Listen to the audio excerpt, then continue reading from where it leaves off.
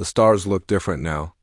Admiral Jacob Hayes stood in front of the large window on the bridge of HMS Defiance and watched the dark shapes moving through space. They were big, much bigger than any human ship. The Caldrith Armada had arrived at the edge of human territory 3 days ago, and they brought enough firepower to turn entire planets into dust. Jacob had been in the military for 30 years. He had fought in the colony wars, defended mining stations from pirates, and helped establish the outer settlements. But nothing prepared him for this. The Caldrith Empire controlled over 2,000 star systems. They had been conquering other species for 300 years. Nobody had ever beaten them. Nobody had even slowed them down. Captain Lisa Morgan walked up beside him. She carried a datapad filled with intelligence reports.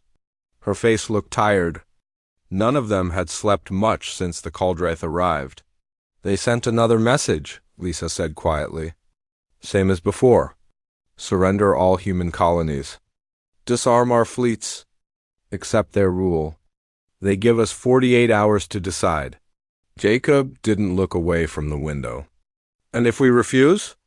"They showed us what happened to the Vorith species. Refused to surrender 20 years ago. The Caldrith burned their homeworld.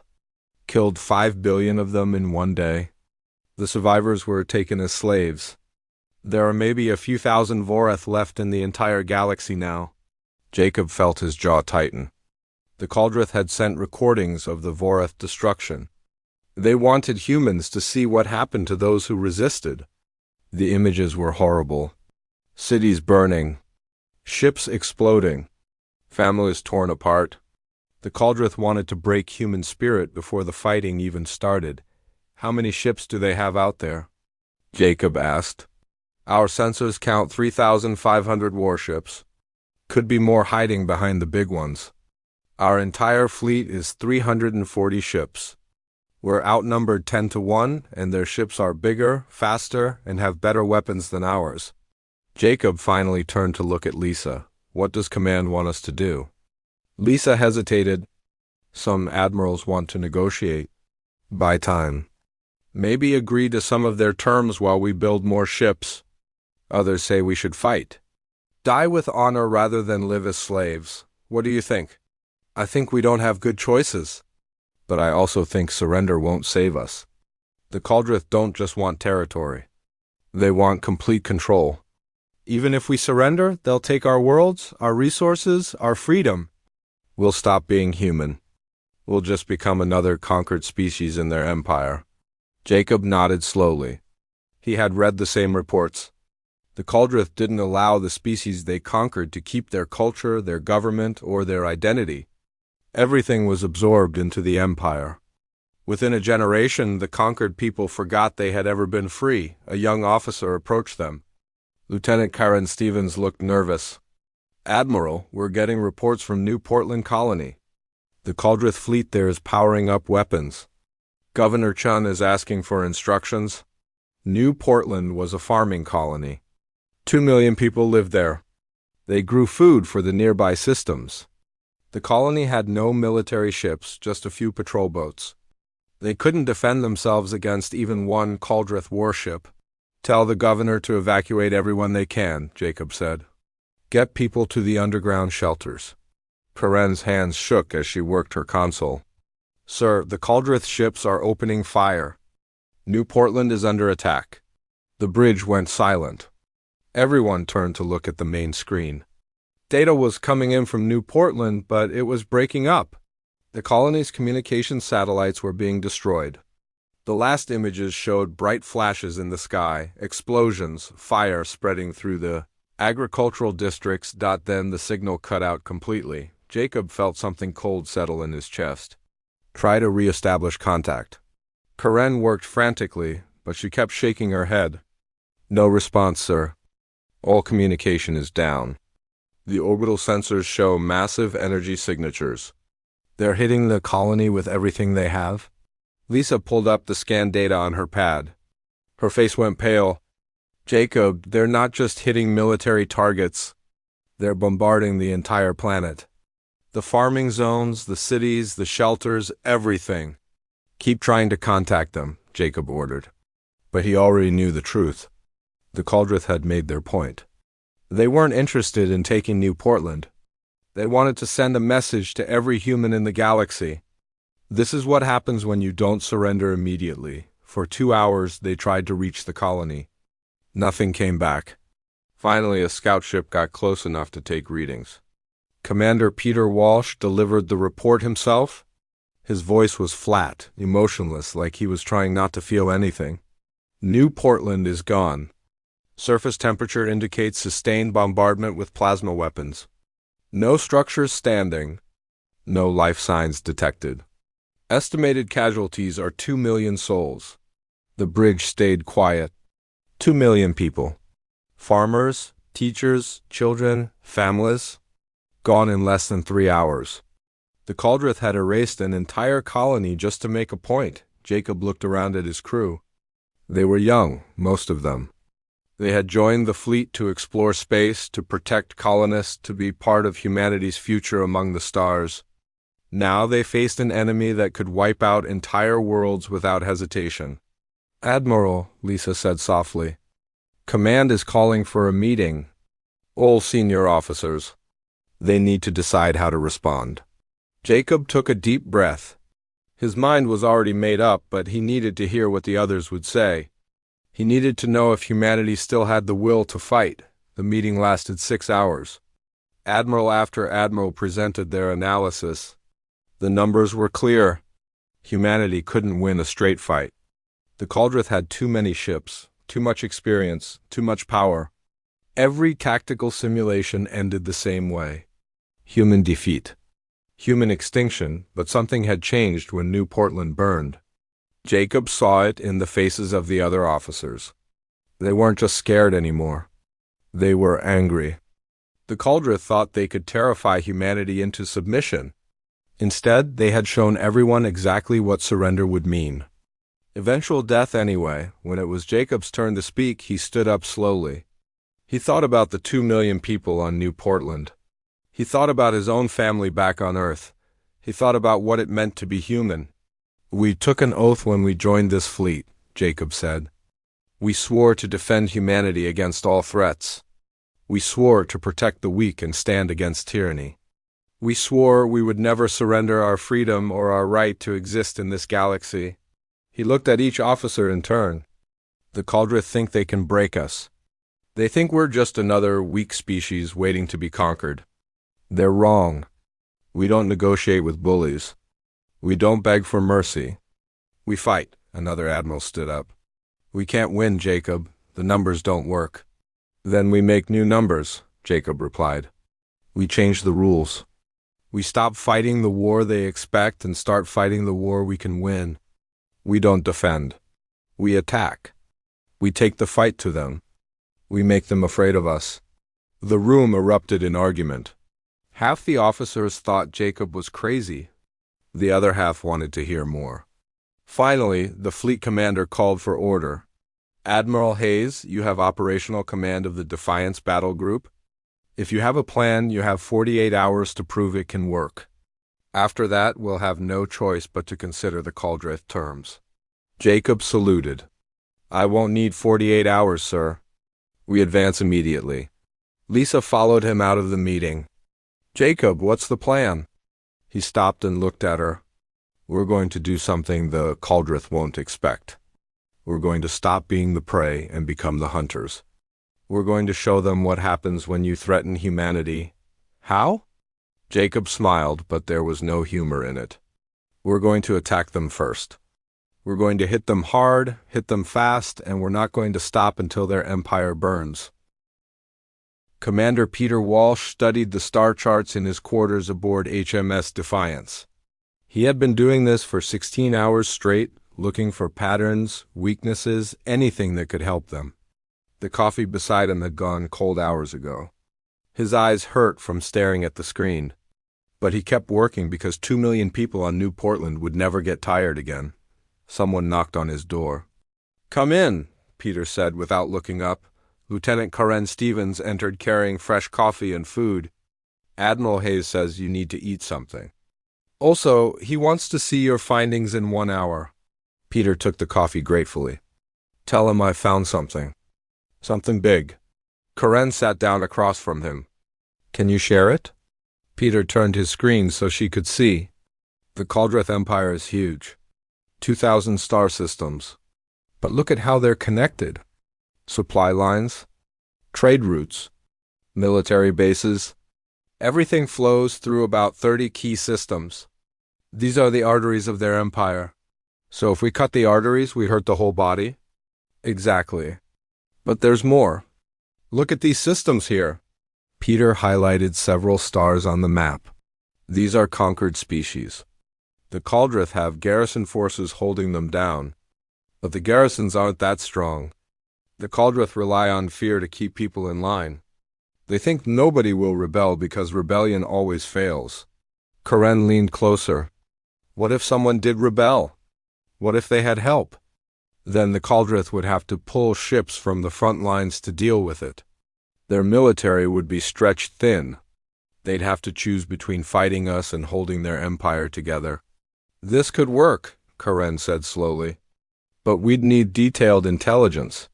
Ship movements, garrison strengths, supply schedules. How do we get that? Peter pulled up another file. We send someone deep into their territory. Someone who can move quietly, gather information, and get back alive. Karen looked at him. You're volunteering. I'm the best pilot we have for stealth operations. I've run infiltration missions before. I know what I'm doing. Those missions were against human pirates, not an empire that's been conquering the galaxy for 3 centuries. Peter managed a small smile.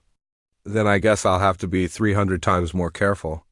1 hour later, Peter presented his plan to Admiral Hayes and the senior staff. He laid out everything he had found. The supply routes, the garrison worlds, the vulnerable points in the Caldrith Empire. When he finished, the room was silent. Captain Lisa Morgan spoke first. You want to fly alone into the heart of enemy territory in a ship with no weapons and minimal shields. If they catch you, they'll torture you for information and then kill you. Yes, ma'am, Peter said calmly. It's insane, Lisa continued. It's also probably the best chance we have.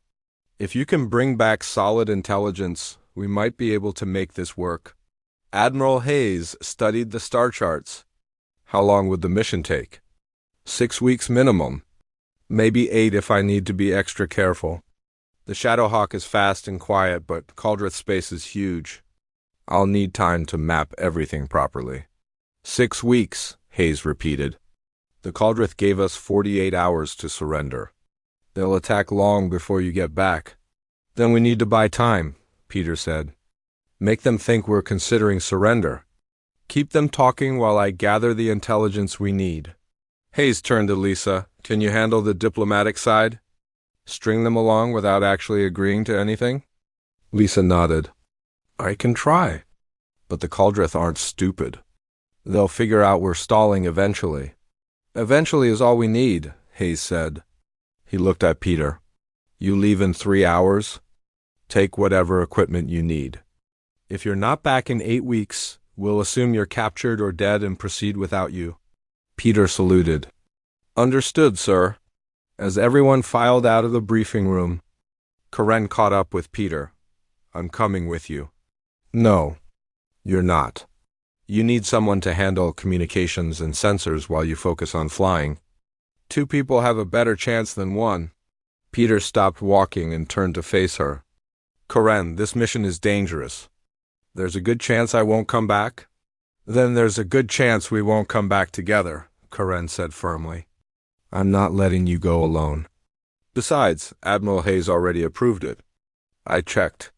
Peter shook his head, but he was smiling slightly. You checked before asking me? I knew you'd say no. So I went over your head.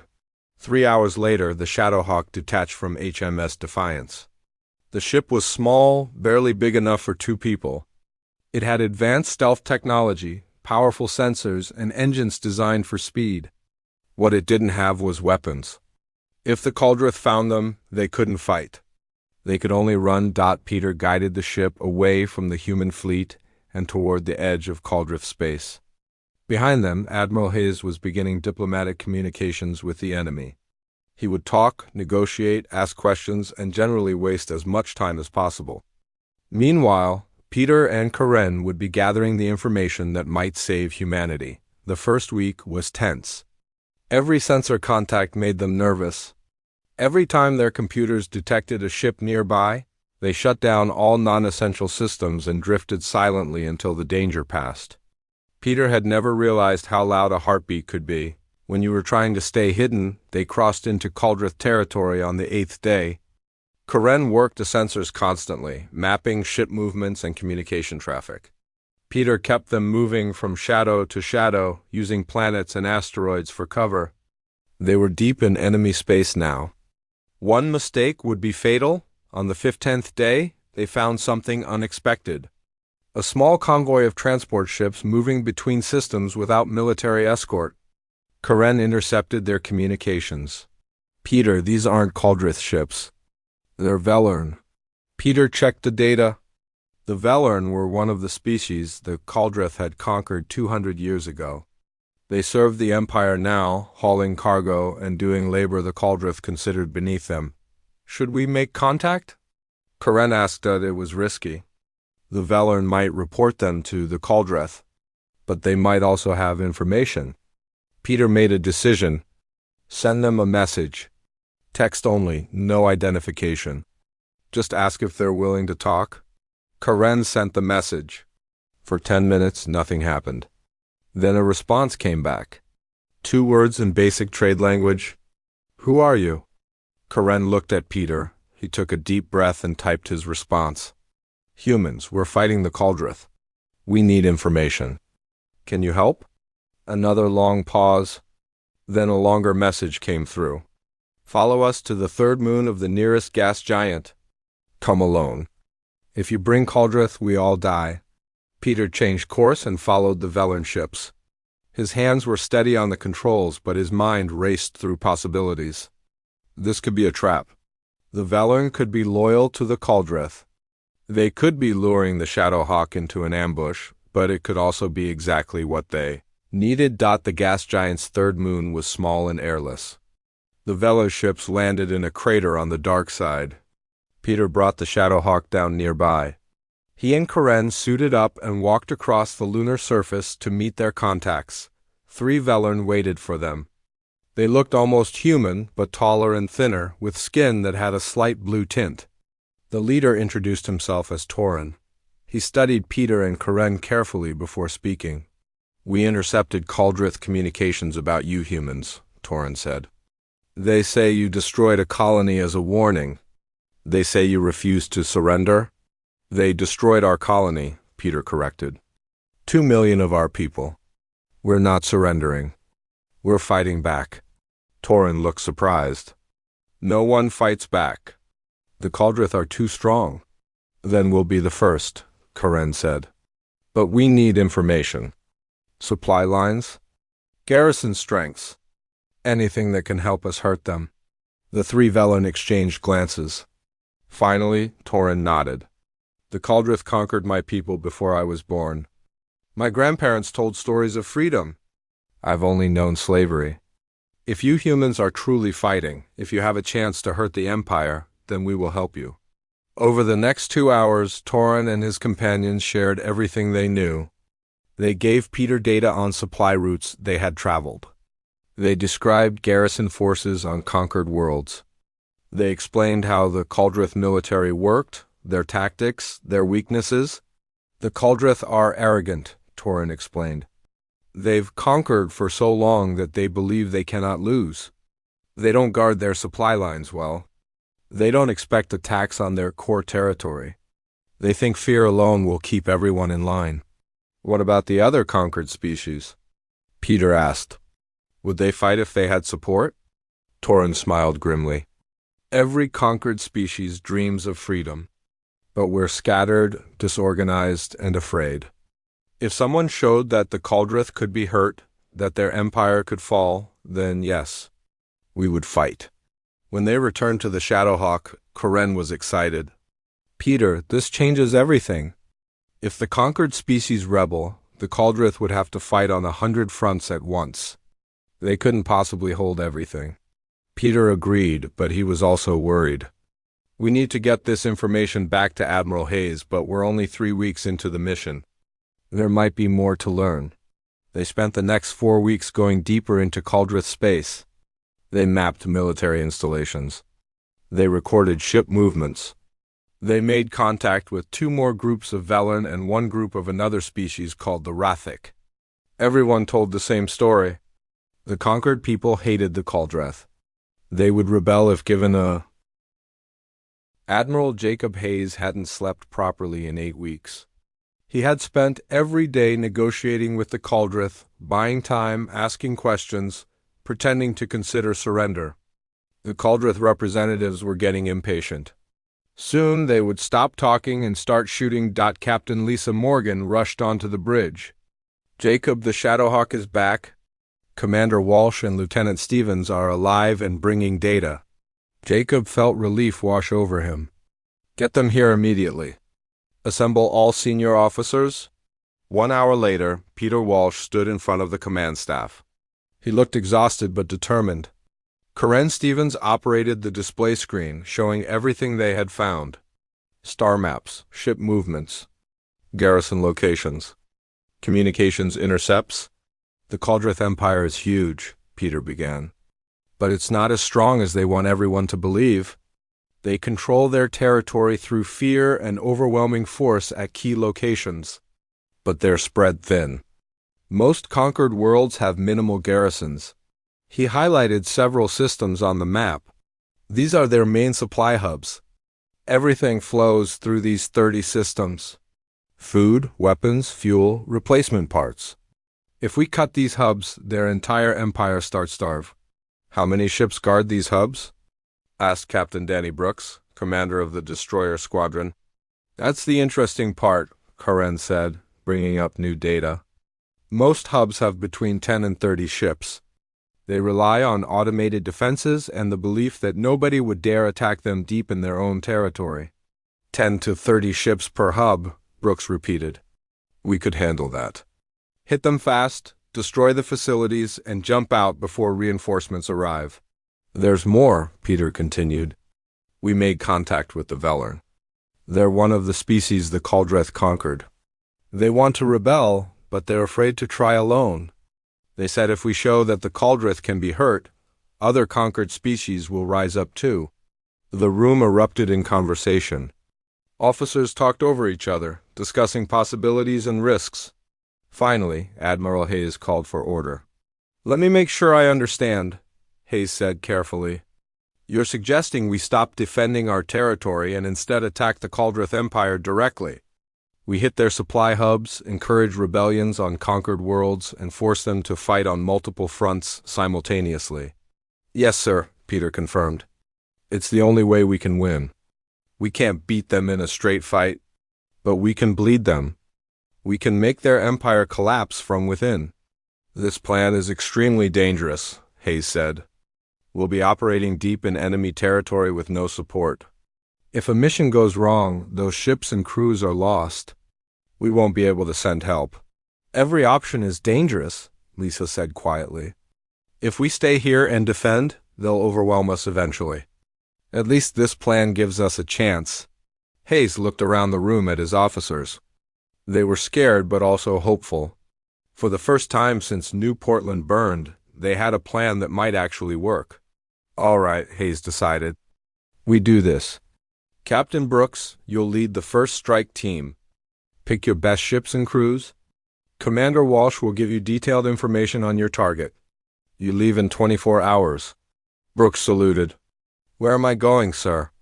Peter brought up a star system on the display. Draken Station? It's one of their primary shipyards. They build and repair Caldreth warships there. Intelligence suggests about 25 guard ships and heavy automated defenses. If you destroy it, you'll cripple their ability to replace losses. Brooks studied the data. It's going to be a tough fight, but I think we can do it. Over the next day, Brooks selected 12 frigates for his mission. They were fast ships with good firepower. More importantly, their crews were experienced and motivated. Everyone wanted revenge for New Portland. Meanwhile, Admiral Hayes continued negotiating with the Caldreth. He asked for more time to consult with human government officials. He requested clarification on surrender terms. He did everything possible to keep them talking while human forces prepared to strike. Captain Brooks and his squadron jumped into hyperspace right on schedule. They would take 10 days to reach Draken Station using routes Peter had mapped. Routes that avoided Caldrith patrol zones. While Brooks was in transit, Admiral Hayes organized more strike teams. Major Claire Bennett would lead ground forces to sabotage orbital platforms around a Caldrith fortress world. Commander Olivia Grant would make formal contact with Velen resistance groups. Lieutenant Commander Helen Price would work on cracking Caldrith communication codes. Everything had to happen at once. If the Caldrith realized what humans were planning, they would respond with overwhelming force. Surprise was humanity's only advantage. On the 10th day, Brooks reached Draken Station. His ships came out of hyperspace at the edge of the system and immediately went to stealth mode. They drifted closer, using the system's asteroid belt for cover. Brooks studied his sensors. The intelligence was accurate. 25 Caldrith warships orbited the station. Automated defense platforms covered all approaches. The station itself was enormous, capable of servicing 30 capital ships simultaneously. "This is going to hurt," Brooks muttered.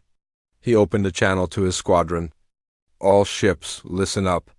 We're outnumbered 2-1 and attacking a fortified position. The Caldrith think they're safe here. They're wrong. Remember New Portland. Remember why we're here? When we go in hard and fast. Target the station's reactor core. If we can cause a chain reaction, the whole thing goes up and takes half their guard fleet with it." His crews acknowledged. Brooks took a deep breath and gave the order. "All ships, attack now." 12 human frigates burst from the asteroid belt at maximum speed. The Caldrith were caught completely by surprise. For precious seconds, they didn't react. Those seconds cost them. Brooks' ship, the S-Ranger, fired every weapon at the station's outer hull. Missiles streaked across space. Railgun rounds punched through armor. The other frigates followed his lead, concentrating fire on a single section of the station. The Caldrith guard ships finally responded. They turned toward the attackers and opened fire. Automated defense platforms came online, filling space with deadly energy beams. But Brooks had positioned his squadron well. The station itself blocked some of the defensive fire. The Caldrith ships got in each other's way trying to respond. "Keep hitting the reactor section," Brooks ordered. "Don't let up." The battle was brutal. 2 human frigates took critical damage and had to fall back. A third ship, the HMS Defiant, took a direct hit from a Caldrith cruiser and exploded. But the remaining ships kept firing, kept pushing forward. Then something beautiful happened. The station's outer hull breached. Atmosphere vented into space. Internal explosions rippled through the structure. Brooks had hit something critical. "All ships, full retreat," Brooks ordered. "Get clear now." The human frigates turned and ran at maximum speed. Behind them, Draken Station began to tear itself apart. The reactor core went critical. A massive explosion engulfed the station and 7 nearby Caldrith ships. The shockwave caught 2 more guard ships and sent them tumbling into each other. Brooks watched on his sensors as 30% of the Caldrith shipyard capacity vanished in one brilliant flash. "Jump to hyperspace. Get us home." The surviving ships escaped. They had lost 1 frigate and 23 crew members. But they had destroyed a major enemy installation and proved that the Caldrith could be hurt. Word of the attack spread quickly through both human and Caldrith space. The Caldrith were furious. How had humans penetrated so deep into their territory? How had such a small force destroyed a major shipyard? For the first time in 300 years, the Caldrith felt vulnerable. Admiral Hayes received Brooks' report and immediately ordered more strikes. Over the next 3 weeks, human forces hit 6 supply hubs, destroyed 2 more shipyards, and sabotaged orbital defenses around 3 garrison worlds. The Caldrith Empire began pulling ships from the front lines to protect their interior systems. They sent whole fleets to hunt for human raiders. They increased patrols on supply routes. Their military, which had been concentrated and ready to crush humanity, was now scattered and reactive. Meanwhile, Commander Olivia Grant made contact with Velen resistance leaders. She met them in secret on a remote moon and made them an offer. "We're proving the Cauldrith can be hurt," Olivia said. "But we can't do this alone. If your people rise up, if you attack the garrisons holding you down, the Cauldrith will have to choose between fighting us and controlling you. They can't do both." The Velen leader, a woman named Sira, listened carefully. "If we rebel and fail, the Cauldrith will exterminate us." "They've done it before?" "Then we make sure you don't fail," Olivia replied. "We'll provide weapons, intelligence, and tactical support. We'll coordinate our attacks with your rebellions. Together we can bring down their empire." Sira looked at the other Velen leaders. They had a silent conversation with just their eyes. Finally, Sira nodded. "We will fight. But you must promise that humanity won't abandon us once the Cauldrith are defeated." "We promise," Olivia said firmly. "We're not building our own empire here. We're freeing everyone the Cauldrith have enslaved. When this is over, every species gets to decide their own future." The alliance was formed. Over the next 2 weeks, Olivia helped the Velen organize resistance cells on 40 different worlds. She trained their fighters. She gave them targeting data on Cauldrith garrisons. Colonel Andrew Lewis watched through binoculars as Cauldrith soldiers patrolled the prison camp below. 3 billion Velen were held on Theros 4, the largest concentration camp in the Empire. The Cauldrith kept them alive to work in the mining operations that supplied raw materials for their war machine. Life expectancy here was 3 years. Nobody ever left except in a body bag. Andrew had 2,000 human Marines with him. Against the 10,000 Cauldrith garrison troops, it should have been suicide. But Andrew had learned something important over the past few months. When people thought they were safe, they got careless. The Cauldrith garrison had been on Theros for 50 years without facing a single attack.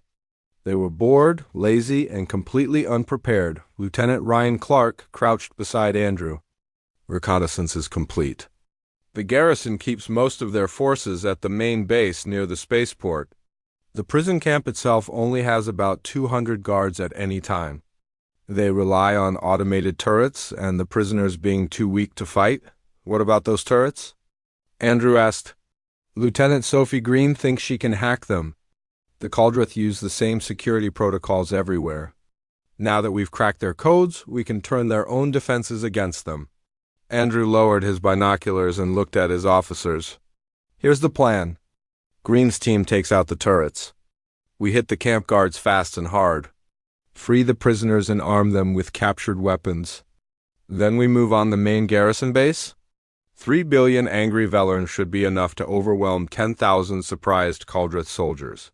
Ryan looked uncertain. "Sir, the prisoners have been starved and worked nearly to death. Can they even fight?" "You'd be surprised what people can do when you give them hope and a weapon," Andrew replied. "Besides, they know this planet better than anyone. They've been planning their revenge for years. They just needed someone to open the door." Sophie Green and her technical team moved into position first. They were good at their job. Within 30 minutes, she had accessed the prison camp's security network. The automated turrets stopped tracking prisoners and started targeting Cauldrith soldiers instead. Andrew gave the signal. 2,000 human Marines attacked from multiple directions. They moved quickly through the camp, taking out guard towers and command posts. The Cauldrith garrison troops tried to respond, but they were confused. Their own turrets were shooting at them. Human soldiers appeared from nowhere. Everything happened too fast. The prison gates opened. Andrew stood at the entrance and shouted in the trade language that most species understood. "We're humans. We're here to free you. The Cauldrith who hurt you are right over there. Who wants revenge?" For a moment, nothing happened. The prisoners just stared, unable to believe what they were seeing. Then an old Velen man stepped forward. He was thin, scarred, and looked like he should have died years ago. But his eyes were bright with fury. "Give me a weapon," the old man said. Andrew handed him a rifle taken from a dead Cauldrith soldier. The old man checked it with practiced hands, then turned to the other prisoners. He spoke in his own language, his voice rising to a shout. Andrew didn't understand the words, but he understood the meaning. It was time to fight back. The prisoners flooded out of the camp. Thousands of them. Then tens of thousands. They picked up weapons from fallen guards. They grabbed tools from the mining operations. Anything that could hurt a Cauldreth became a weapon. The tide of angry Velorns swept toward the main garrison base like a wave. The Cauldreth garrison tried to mount a defense. They had better weapons and training, but they were outnumbered 300 to 1. The Velorn didn't care about tactics or casualties. They had been slaves for 2 generations. Now they had a chance to be free, and they fought with desperate courage. Andrew and his Marines coordinated the attack, but honestly, they didn't need to do much. The Velorn knew what they wanted. By the end of the day, the garrison was destroyed. Every Cauldreth soldier on Theros 4 was dead or captured. The planet was free, while Andrew was liberating Theros 4. Captain Nicole Harris was hunting the most important target in the Cauldreth Empire. Intelligence suggested that Emperor Vreendless wasn't on the throne world where everyone expected him to be. He was hiding in a place called the Crimson Barrier, a fortress system that supposedly couldn't be attacked. Nicole commanded a scout squadron of fast, quiet ships. Her job was to find the Crimson Barrier and map its defenses. She spent 3 weeks searching, following leads from captured Cauldreth communications and tips from Velorn. Informants. She found it in an unmarked system far from any regular trade routes. The Crimson Barrier lived up to its name. Hundreds of automated defense platforms surrounded a small fortress world. Minefields covered millions of kilometers. An elite guard fleet of 500 warships patrolled constantly. Even Nicole had to admit it looked impossible to attack, but she was a scout, not a strategist. She recorded everything she could and sent the data back to Admiral Hayes. Let the smart people figure out how to crack this nut. Admiral Hayes received Nicole's report and called an emergency meeting. All senior officers gathered to study the Crimson Barrier data. The defenses were impressive, maybe unbeatable. But if Emperor Vroth was really there, they had to try. Cutting off the head of the Empire might end the war. Commander Jack Riley studied the defensive layout for hours. Finally, he raised his hand. I have an idea. It's crazy, but it might work. Everyone turned to look at him. We've captured 12 Cauldreth warships in various battles over the past few months. What if we use them as Trojan horses? Explain, Admiral Hayes said. We put human crews on the captured ships, Jack continued. The Velorn can help us forge identification codes and authorization protocols.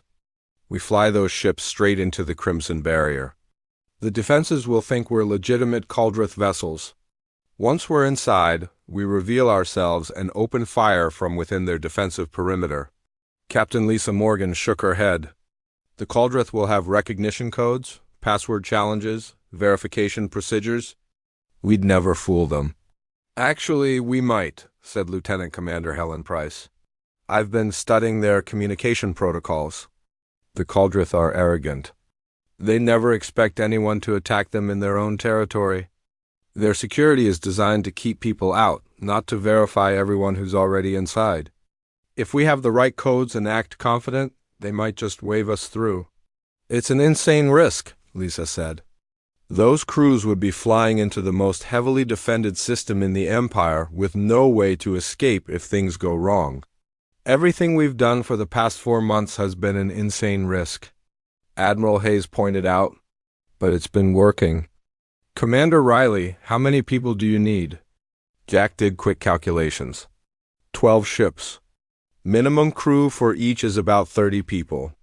Call it 400 total. We'd need good pilots, excellent gunners, and people who can think fast when everything goes wrong. You'll have volunteers lining up, Hayes said. Everyone wants a piece of this. Pick your best people. You leave in 1 week. Jack spent that week preparing. He selected crews who had combat experience and nerves of steel. The Velorn Resistance provided detailed information on Cauldreth security procedures. Helen Price drilled everyone on proper communication protocols. Sophie Green made sure the captured ships looked and sounded exactly like legitimate Cauldreth vessels on the day of departure. Admiral Hayes personally briefed the crews. You're going into the heart of enemy territory. You'll be surrounded by 500 hostile warships. If they discover who you are before you're in position, you'll all die. But if you succeed, if you can take down Emperor Vrath, you'll end this war. You'll save millions of lives. Maybe billions. Jack Riley stood at attention. We understand the mission, sir. We won't let you down. I know you won't, Hayes replied. Because you took the same oath I did? We defend humanity. We stand against tyranny. And we never, ever surrender? The 12 captured Caldreth ships jumped into hyperspace. It took them 8 days to reach the Crimson Barrier. As they approached, Jack made sure everyone knew their roles. The key was confidence. They had to act like they belonged there. The first challenge came at the outer perimeter. An automated defense platform sent a recognition code request. Helen Price responded with the proper codes. There was a tense moment while the computer verified the information. Then the platform stood down and let them pass. They were inside the first defensive layer. Jack let out a breath he didn't know he'd been holding. So far, so good? Keep moving forward. The second challenge was trickier. A patrol cruiser hailed them and demanded to know their business. Jack personally answered the communication. He spoke in Caldreth language, which he had been practicing for weeks. He explained that his squadron was bringing supplies and replacement personnel for the Emperor's Guard. He sounded bored and slightly annoyed at being questioned. Just like a real Caldreth officer would, the patrol cruiser captain accepted the explanation and waved them through. Jack couldn't believe it. They were actually inside the Crimson Barrier. Over the next 2 hours, they navigated through minefields and defense zones. Each time they were challenged, Helen provided the right codes. Each time they were questioned, Jack gave confident answers. The Caldreth never suspected a thing. Finally, they reached the inner system where the fortress whirled. The throne world of the Caldreth Empire burned. Not from human weapons, but from riots. When word spread that Emperor Vrath the Endless had fallen, that the Crimson Barrier had been breached, something broke in the Caldreth people. They had believed their empire was invincible. Now they knew it was just another empire.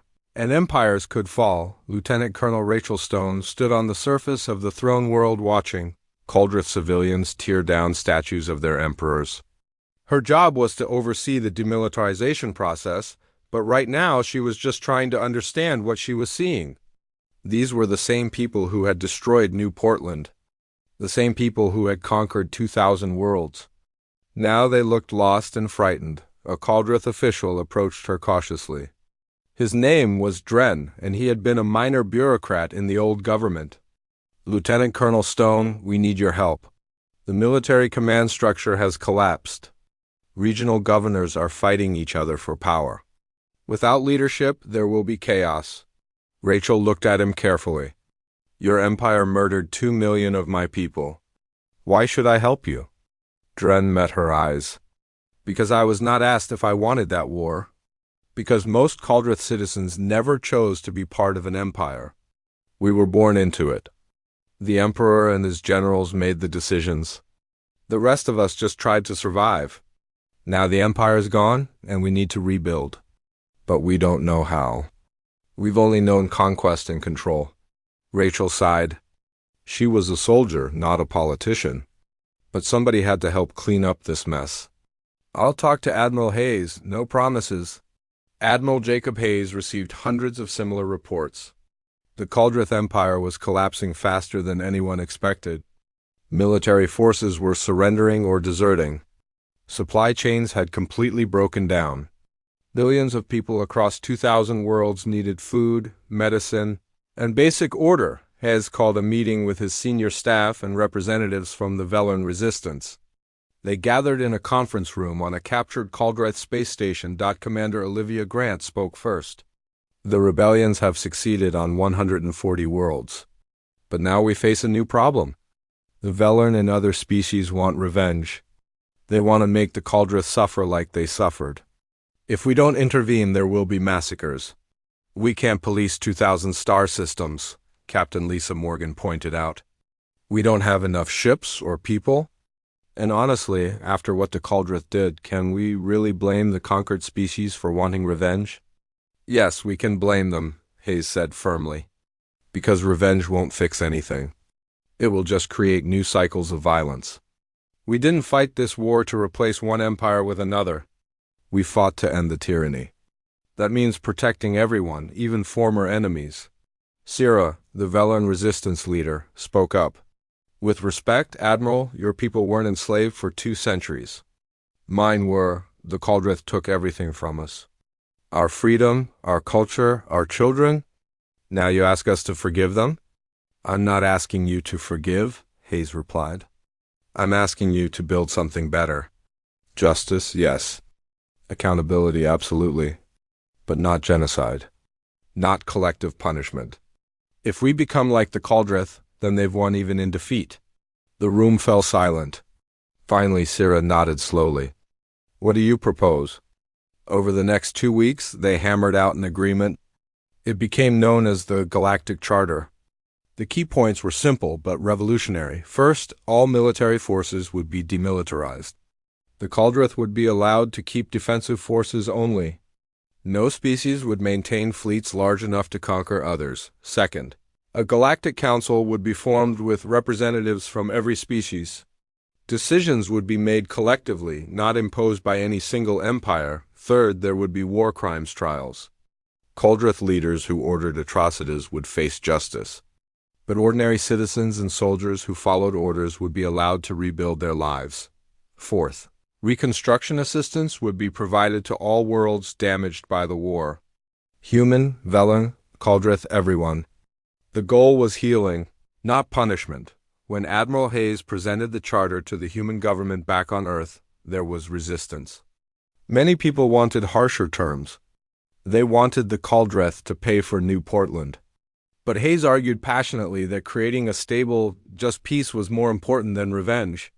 We took an oath, Hayes reminded them. We swore to defend humanity. But along the way, we became something more. We became defenders of freedom for everyone. If we betray that now, if we become conquerors ourselves, then the 2 million who died on New Portland died for nothing. The human government approved the charter. So did the Velan and 18 other liberated species. Even some Cauldrith worlds agreed to it. The new order was fragile and imperfect, but it was a start. Captain Lisa Morgan took command of the new peacekeeping fleet.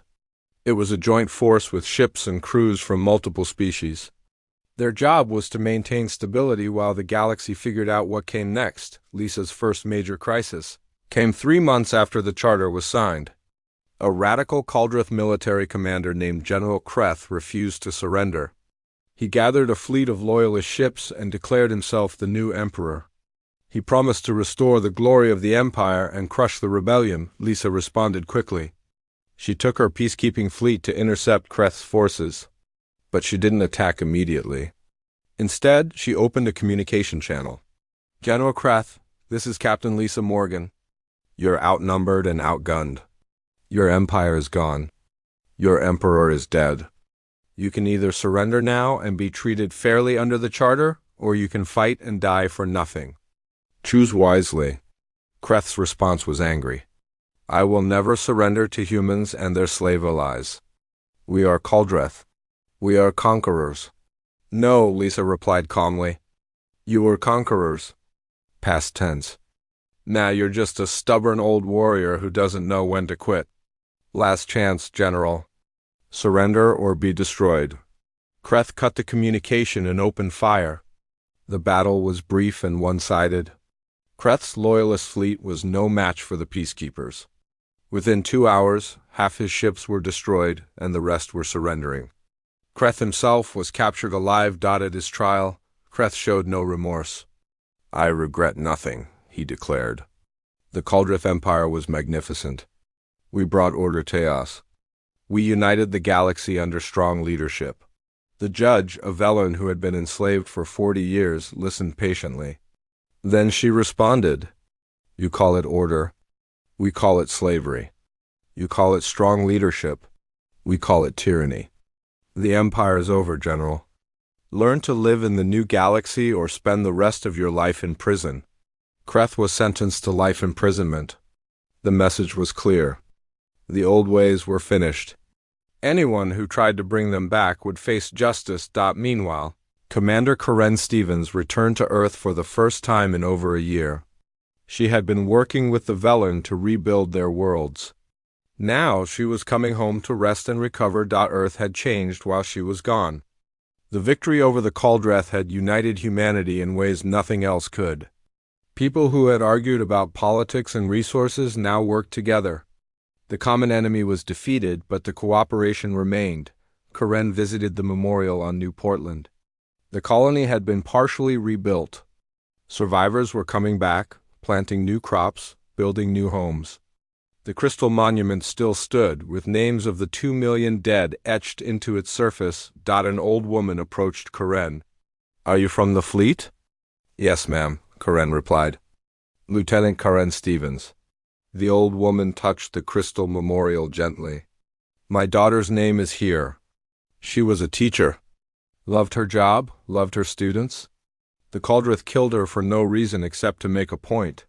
"I'm sorry for your loss," Karen said softly. "Don't be sorry," the old woman replied. "Be proud. Because of people like you, my daughter's death meant something. The empire that killed her is gone. Other species are free. My daughter died, but billions of others will live in freedom because you fought back." Karen felt tears on her face. "We took an oath. We had to keep it." The old woman smiled sadly. "I know, and you did. That's why we're all still here." Back in space, Admiral Hayes prepared to step down from command. The war was over.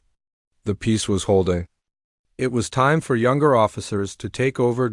At his retirement ceremony, representatives from 23 species attended.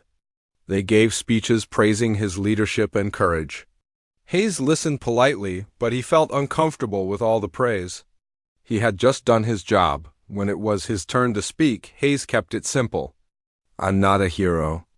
I'm just someone who took an oath and kept it. Every person in this fleet did the same.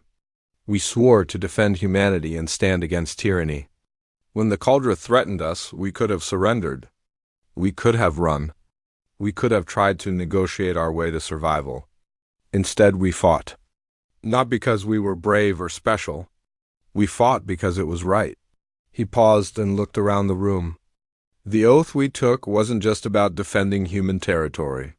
It was about defending the principles that make us human.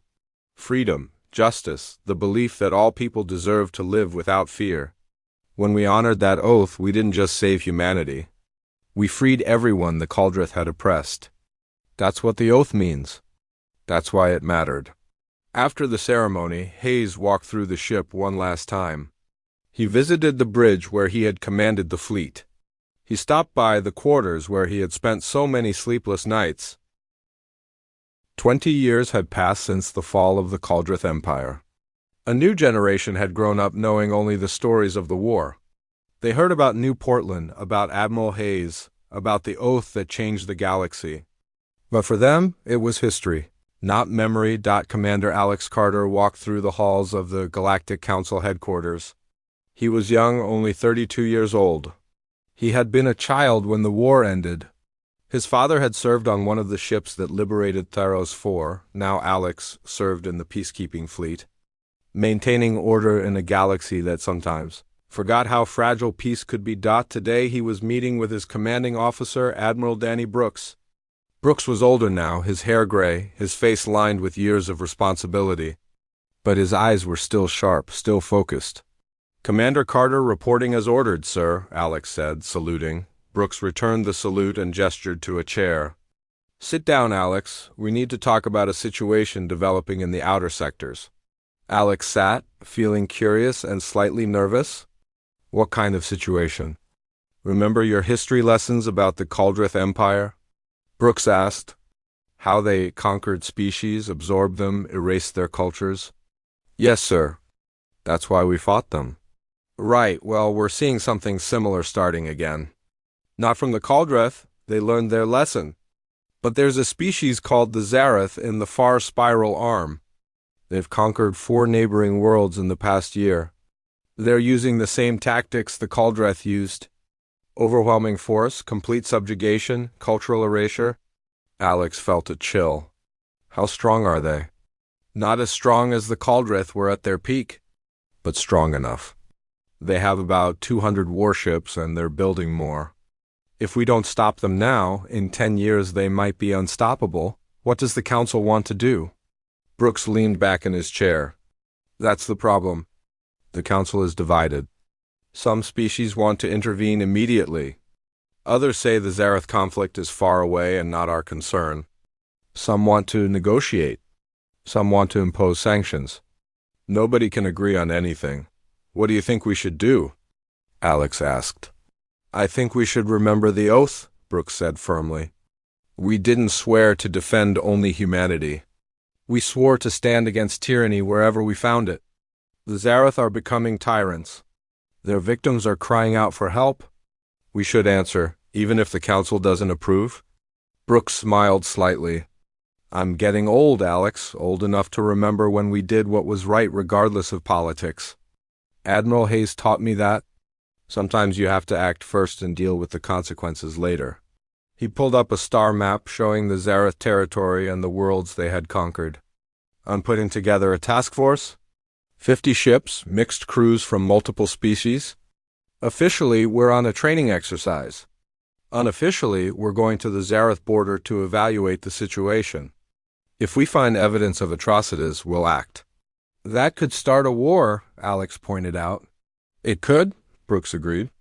But letting tyranny grow unchecked definitely leads to war eventually. Better to fight a small war now than a huge one later. That's another lesson Admiral Hayes taught us. Over the next 2 weeks, Brooks assembled his task force. He chose officers who understood the oath, who remembered why the human fleet had fought the Cauldreth. He included ships from 6 different species, showing that this wasn't a human crusade but a galactic response to tyranny. Commander Alex Carter was given command of a destroyer squadron within the task force. It was his first major command, and he felt the weight of responsibility. His ships might see combat. His crew might die. These were the same burdens Admiral Hayes had carried 20 years ago, before the task force departed. Alex visited the memorial station that orbited Earth. It had been built to honor those who fell in the Cauldreth War. The names of every human who died were recorded there. Along with artifacts from the conflict. In the central hall, Alex found what he was looking for. The original bridge logs from HMS Defiance, Admiral Hayes' flagship. He accessed the recordings and listened to Hayes giving orders during the Battle of Crimson Barrier. The Admiral's voice was calm despite the chaos around him. He sounded confident, in control, like he knew exactly what needed to be done. An old man walked up beside Alex. He wore a veteran's uniform with medals from the Cauldreth War. First time visiting the memorial? No, sir, Alex replied. I come here sometimes when I need to remember why we serve. The old man smiled. Smart. Too many young officers these days think the fleet is just a job. They forget it's a calling. They forget the oath. Did you serve in the war? I did. I was a gunner on the HMS Ranger under Captain Brooks. We hit Draken Station in one of the first major strikes against the Cauldreth. Lost a lot of good people that day. Captain Brooks is Admiral Brooks now, Alex said. He's my commanding officer. The old man's eyes lit up. Is he? Good man, Brooks? He understood what we were fighting for. Not just survival, but something bigger. The right of all people to live free. I'm about to lead my first combat squadron, Alex admitted. I'm trying to understand how leaders like Admiral Hayes and Captain Brooks stayed calm when so much was at stake. The veteran thought about that. They stayed calm because they believed in the oath. When you know you're fighting for something right, something worth dying for, fear becomes less important. You still feel it, but it doesn't control you. What if I make mistakes? What if my decisions get people killed? You will make mistakes, the old man said bluntly. Every commander does. People will die because of your decisions. That's the burden of command. But if you're making decisions based on what's right, if you're trying to protect the innocent and stop the tyrants, then at least those deaths mean something. Alex nodded slowly. Thank you. That helps. One more thing, the veteran added. Remember that the oath isn't just about big battles and grand strategy. It's about every small choice you make, how you treat your crew, whether you listen to advice, if you stay honest when it would be easier to lie. The oath is lived every day, not just in combat. The task force departed 3 days later. 50 ships carrying crews from 6 species, all united by a common purpose. They traveled for 2 weeks to reach the Zareth border. Along the way, Alex got to know his squadron commanders and crew. He listened to their concerns, learned their strengths, built trust. When they reached the border, they began surveillance operations. What they found was disturbing. The Zareth had conquered 4 worlds, but they had also attacked 2 others that managed to barely repel them. Intercepted communications showed plans to attack 6 more systems within the year. More troubling were the reports from conquered worlds. The Zareth were brutal occupiers. They executed community leaders who resisted. They separated families and sent children to re-education camps. They destroyed cultural monuments and banned native languages. It was the Caldrith playbook all over again. Admiral Brooks called a meeting with his senior officers. We have the evidence. The Zareth are engaging in systematic tyranny. The question is, what do we do about it?